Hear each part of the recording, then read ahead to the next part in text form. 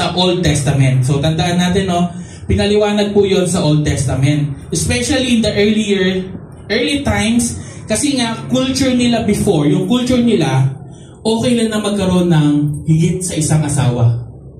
Amen? Gusto ba natin yun? Sila, gusto nila, yung iba. Diba? Mas maraming asawa, mas maganda daw eh. Pero hindi tayo naniniwala doon. Today particularly, no, sa batas ng Pilipinas, pag sinabi mong adultery, ito po yung term para sa mga kababaihan na may asawa na nahuhuli na nangangaliwa. Yun po yung adultery sa panahon natin ngayon. And yung concubinage naman is ito yung para sa lalaki na nangangaliwa. Amen ba? Nakakasunod po tayo? Amen. Today, ano ba talaga yung sabi ni Jesus about adultery? Number 1, basahin po natin sa Matthew 5:27-28. Narinig niyo sinabi, huwag kang mangaliwa. Pero sinabi ko sa inyo, sino mang tumingin sa isang babae na may pagnanasa, nangangaliwa na din siya sa babae yon sa puso niya. So number 1 po natin dito, adultery starts from lustful desire. Amen. Medyo maganda pa siya pakinggan, no? Kasi English pa eh. Mamaya tatagalogin natin to. No? In these years, or sabihin natin, sa verse na nabasa natin dyan, nilinaw ni Jesus na hindi lang act, mismo yung pag-commit ng adultery.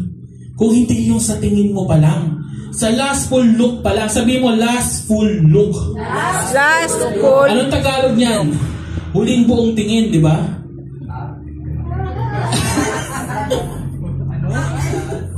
Okay, sige. Mamaya magigets nyo rin yan.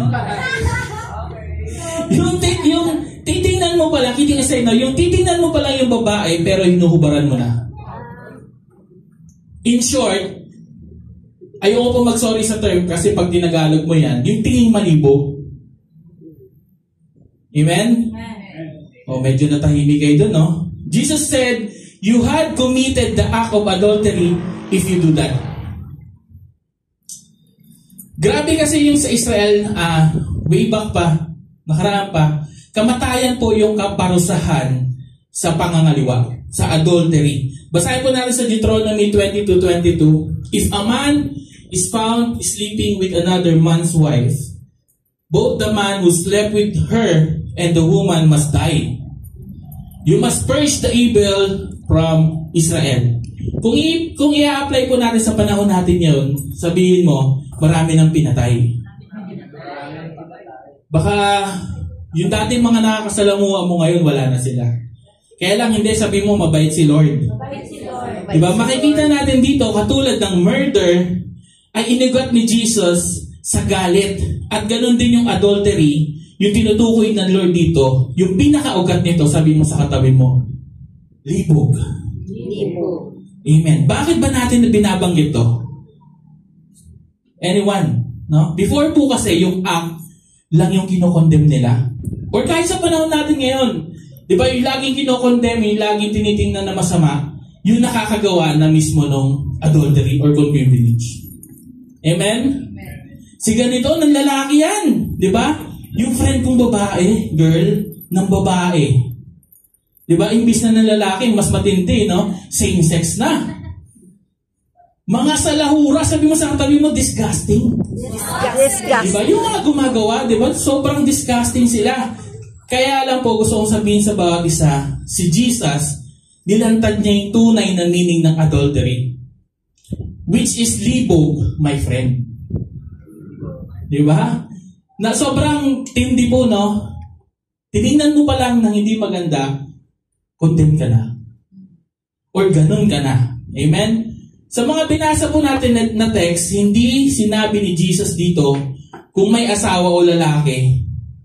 Kung may asawa yung lalaki o babae, hindi. But he was taken it generally. Sabi mo, single ka man o married, kasama ka dito. Pag ginawa mo to, kasama ka. Hindi dapat tingnan ng lalaki ang babae na may pagnanasa at ganun din sa mga babae. Amen? Kung baka sabihin niyo po kasi pang lalaki lang to, kasi sinabi dun sa verse, yung mga lalaking tumitingin ng may pagnanasa sa babae. Kasama po yung babae dito What the Lord Jesus imply here is flee from any lust. Kung matatandaan niyo po, ito yung kagustuhan ng Diyos o yung utos ng Diyos na wag mong, ano yung term na yun? Pigilan mo, di ba may mga ganun siya? Ito, sabi mo sa katabi mo, layuan mo. Diba? Layuan mo, wag mong dikitan. Takbuhan mo palayo, hindi takbuhan palapit. Diba? Baka sinabi, takbuhan mo. Yung pala, lumapit ka lalo no? May ganun po ba? Walang ganun dito. Kaya mahalaga na maunawaan natin yung pagkakaiba ng love sa lust. Kasi ginagamit ng mundo ang love na term instead of lust. Marami po kayong may encounter niyan, promise. So we must very careful. Sabi mo sa katabi mo, maging careful ka. Diba? Maiintindihan natin yung tinatawag na sexual purity kasi hindi ito binanggit ni Jesus. Pero yun ang makikita natin dito. Kahit sabi mo sa katabi mo, kahit wala kang experience, sa sa term ng sex, kahit wala kang experience, physically, yung isang tao ay maaaring maging sexually impure. Amen? Sabihin mo kahit wala ka pang karanasan, or sabihin mo na kahit virgin ka pa, pwede kang maging sexually impure.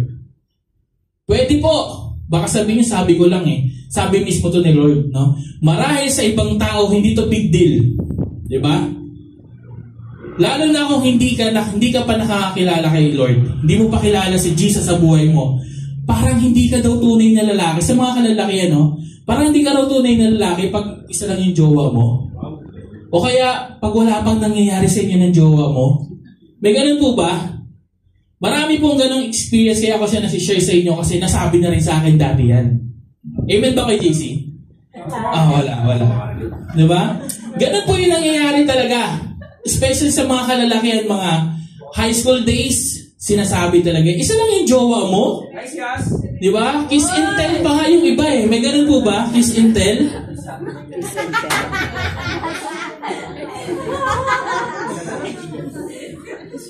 Yung iba pa sinasabi, normal lang na meron kang L sa katawan. Normal lang daw yun. Naniniwala po ba kayo doon? At masakit sa katotohanan or masakit na katotohanan in our society, dino-normalize ito. Hindi to big deal sa kanila, gusto nilang i-normalize. Masakit na katotohanan, may mga babae pa na gustong tingnan sila ng ganon. Diba? May mga babae pa na instead na magalit kapag tinitingnan ng hindi maganda, yung iba gustong-gusto pa.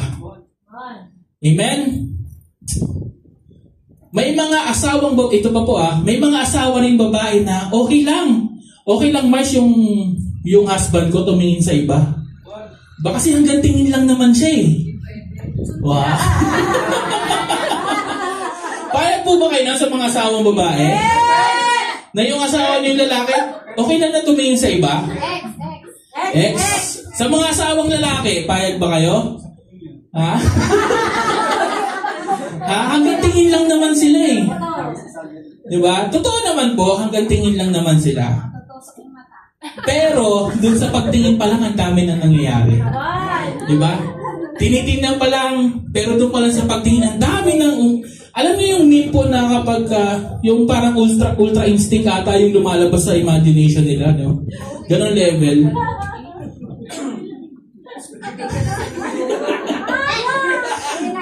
So going back, no? Pero ngayon, nakita po natin or nalaman natin, narinig natin, nabasa natin yung pamantayan ni Lord. Maging sa pagtingin pala ay hindi pwede. Kaya tama po yung mga sumagot dito may asawa na hindi pwede. Salud po kami sa inyo, no? Sabi mo sa katabi mo, hindi pwede.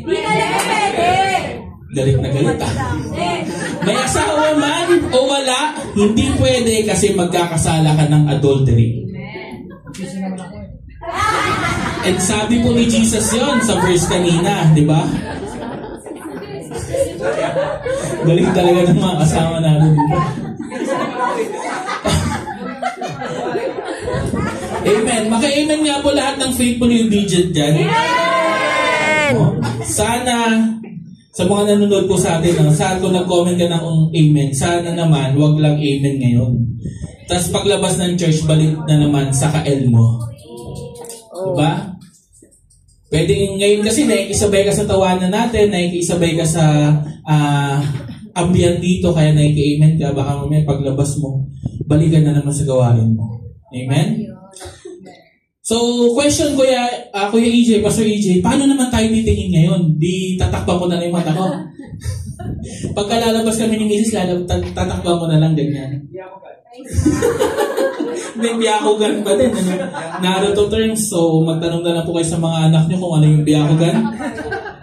Sa mga hindi nakakaalam kung ano yung biyakugan, pakishare nyo na lang po sa mga magulang nyo. So, paano tayo titingin? Sabi mo sa katabi mo, pwede mo naman silang i-appreciate? Pwede. Hindi pa rin. Hindi pa rin pwede. Diba? Ano ba, Diyos? Pwede po natin i-appreciate. Okay, 1 minuto para kay Ate Joyce. Okay, relate, no? So guys, i-click ko lang po sa bawat isa, pwede nyo pong i-appreciate yung mga taong nakikita nyo maganda, guwapo. Pwede nyo po silang i-appreciate pero huwag nyo silang i-desire. Amen. Amen ba? I-appreciate nyo po sila pero walang mali siya. Amen. Kung paano natin tingnan, gustong tingnan yung family nyo, yung parents nyo, di ba? Yung nanay, tatay nyo, mga kapatid nyo, lalaki, babae, ganun nyo rin po tingnan yung iba. Amen? At kung hindi nyo talaga kaya, umiwas na lang kayo. Diba? Umiwas. Sabi nga, flee from any lust. Sabi mo, flee. Diba? Ang pinakamahalaga sa lahat ay yung purpose ni Lord at will niya dapat yung makita natin sa iba. Amen. Diba nagandahan ka sa kanya, nagwapuhan ka sa kanya, wow, grabe yung pagkilos ni Lord sa kanya, sana ako rin. Diba sana ibigay niya ako sa kanya. Ay, joke lang, wala pong ganun, no? We must look the way the Lord Jesus look at them. Amen. Take note po. Kung ang nagkakasala ng adultery, ang isang tao na tumitingin ng may pagnanasa, ang sabi ni Lord, ay kanyang puso mismo yung nagkakasala. Pag nagkasala ka po ng adultery, tumingin ka ng di maganda sa kapwa mo, pinagdasahan mo sila, sabi mo, puso mo mismo yung nagkakaroon ng kasalanan. Ano ba dapat yung laman ng puso natin? Anyone? Ang tinutukoy ni Jesus is not literally yung puso natin. Hindi mismo yung tumitibok dyan. Ito ay yung tinutukoy ni Lord about emotional aspect. Amen.